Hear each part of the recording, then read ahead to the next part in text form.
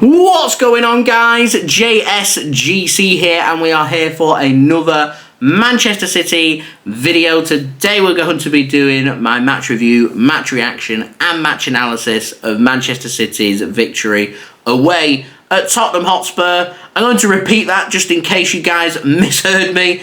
Manchester City have beaten Tottenham Hotspur away at their new stadium, which means we've done the unthinkable and scored a goal there. So before we do crack on with this video, make sure, like always, if you are enjoying the content, do subscribe to my channel. It is free to subscribe now, less than 500 subs away from my aim of 34,000 subscribers. Also, don't forget social media links. They're in the description if you want to go and follow me on my Twitter, Instagram and TikTok. Email also in the description too if you want to hit me up for any sponsorships for any videos or any general business inquiries. Also, don't forget to leave a thumbs up. 100 likes is the aim. And do get your thoughts in the comments below, including, do you think goalkeepers are given too much protection when it comes to set pieces? Because all the controversy surrounding this game is all about Vicario flapping at that corner, and should it have been a free kick on him, which ultimately led to Manchester City's goal, and the only goal in this game that sent City through to the FA Cup 5th round. So I'm going to start off by speaking about the team selection for this game. Some big absentees. Erling Haaland, once more, not in the Manchester City squad. He has been training for Manchester City, which is good news. As far as I am aware, Erling Haaland soon will be available for selection. I wouldn't even rule out him making the squad for the match against Burnley on Wednesday night. Other absentees. Kevin De Bruyne, thought he might have started this game. He didn't start this game. Came off the bench for Manchester City. Once again, looking fully fit. So for me, he should be starting in our next game against Burnley. And Calvin Phillips, if you wasn't aware, has left Manchester City. He's joined West Ham on loan, which is why he wasn't in the matchday squad. So, on to this game. First half, it was a little bit frustrating. Manchester City, they looked in cruise control of the game, dominating the game, dominating the chances created. They just weren't putting the ball into the back of the net. Foden, Alvarez, all had good chances in that first half, and you just got the sense, here we go again at Spurs Stadium. City playing well, doing some good football, not putting their opportunities away, and you just thought Spurs are going to go up the other end at some point, grab the opening goal of the game and take the game by the scruff of the neck and take the game away from Manchester City. Didn't happen. Tottenham didn't really look at the races. Look at the stats. They don't lie. Less possession than Manchester City. One shot all game, and that was from Brennan Johnson in a rushed opportunity with a good save for Stefan Ortega-Moreno. There wasn't much else offered by Tottenham Hotspur. They did have a better grip of the game in the second half than the first half, but they weren't creating anything. There wasn't really anything that were troubling Manchester City. It was always going to be a case, are Man City going to finally grab that goal at Spurs Stadium? Because if we didn't, this would have finished 0-0 and this would have gone to a replay at the Etihad. So I don't really understand what Spurs' approach was in this game. They've gone full strength. There was a bit of rotation on offer from Manchester City. I thought Spurs would have had a right good pop and a right good go at Manchester City. This was a game that Man City dominated and, in my opinion, deserved to win this game. I didn't see enough from Tottenham Hotspur, which I thought was a shame because I think they're a good side. They've got plenty of attacking finesse about them. They just didn't find a way of getting them gaps from midfield into attack into fruition enough in this game. They didn't cause Man City any problems. I thought it was a really good, strong defensive performance. Stefan Ortega-Moreno fully deserved his clean sheet, but at the back, Nathan Ake, Ruben Diaz, recently single Ruben Diaz. It's Ruben Diaz going towards the end of the season. The Ruben Diaz that wants to win trophies with his fresh trim. He's looking good. He's passionate again about defending. High fives, hugs, kisses. He loves clean sheets. He loves blocks. He loves good defending. And it was great to see that passion out there again from Ruben Diaz. Really leading from the front, organising Manchester City's defence. They offered Tottenham Hotspur absolutely nothing. It was a Manchester City brick wall. Outstanding defensive performance from Manchester City. Outstanding. And it meant all Man City needed to do was find that one chance, find that one goal, because we're capable in this game of seeing it out and grabbing a 1-0 win. And that was a perfectly well-measured, well-managed game from Manchester City. Now, of course, we'll be speaking a little bit differently if the goal never came for Manchester City, but it doesn't matter because it did come, albeit it came late on, 88th, 89th minute from Nathan Ake, but the goal did come.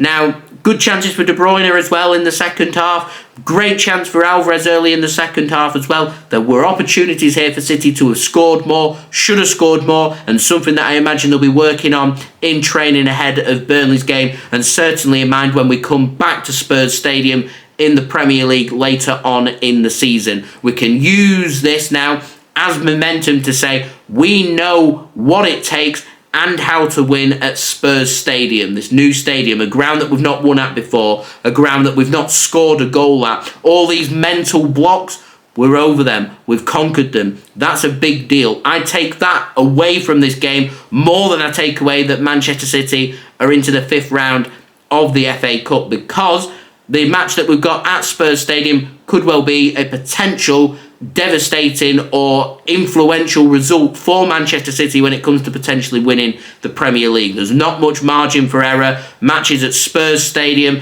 match at Anfield as well. There are 2 huge games coming up in the second half of the season. We need every bit of confidence that we can get, and we take a lot of confidence away from this result. So A-OK, fantastic as far as I am concerned. So the only other talking point from this game is to speak about that goal from Manchester City from Nathan Ake. Should it have counted? Should it have been a free kick on Vicario in goal for Tottenham Hotspur? I've already given my thoughts on this before in the match between Manchester City and Liverpool back at the end of November. Manchester City, in my opinion, had a perfectly good goal ruled out for a foul on Alisson. I think it was from Ruben Diaz that day. There was nothing in it. Goalkeeper was given far too much protection. Same again here. That corner comes in from Kevin De Bruyne, which I thought Kevin De Bruyne's corner is far better than Julian Alvarez in this game. That corner comes in, it's straight into that 6-yard box, into that area that's going to cause problems for the goalkeeper. Ruben Diaz isn't blocking the goalkeeper. He isn't doing anything to the goalkeeper. He's simply putting a challenge onto the goalkeeper. He's not grappling him. He's not pushing him. He's not touching him. He's simply in his way. The keeper comes to collect the ball. The keeper gets hands on the ball. The keeper should be doing a lot better as far as I'm concerned. I think it's a cop-out. I think it's easier for the goalkeeper and the Spurs team to blame the referee and say the goalkeeper should be given the free kick, not taking accountability for themselves to say, actually, a bit of a howler from the goalkeeper. The goalkeeper doesn't deal with the situation. You shouldn't be relying upon the referee blowing his whistle to deal with said corner coming in. It's right down the goalkeeper's throat. The goalkeeper, he's allowed to come out and completely clatter into Ruben Diaz to collect that ball, and as long as he cleanly collects that ball, there'd be no problems with that. Goalkeeper has to be stronger. He's hesitant. He drops the ball and he drops it into a devastating area where Nathan Ake mops it up and puts it into the back of the net to send Manchester City through to the FA Cup 5th round. As I said, as a whole summary on this game, City deserved to win this game. Stats don't lie in this match. Manchester City had more possession, more shots, created more opportunities, a dominating defensive display, better with their distribution, better with their creating opportunities, and ultimately, the most important stat, better with putting the ball into the back of the net. Manchester City deserved to win this game as far as I am concerned. Far from our best, nowhere near our best in fact, but you don't have to play your best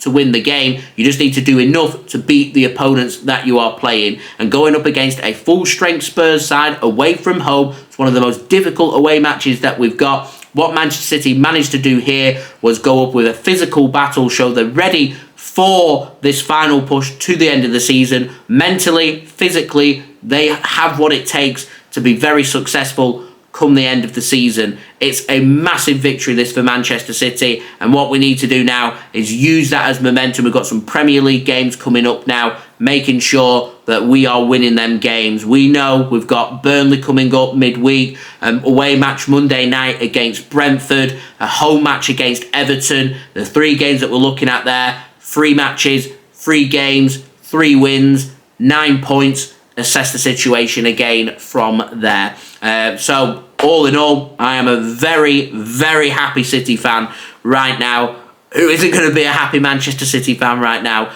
We've done what we thought was impossible. The curse, the jinx of Tottenham Hotspur Stadium comes to an end. We score a goal, we win the game, we're into the FA Cup 5th round. Before we start getting too carried away, we're not talking about the T word again. We're not talking about Wembley or getting to the semi-final and final of the FA Cup. We know what it takes in these situations. We've been here, done that, worn the T-shirt. You do it by taking it a game at a time and not getting too carried away.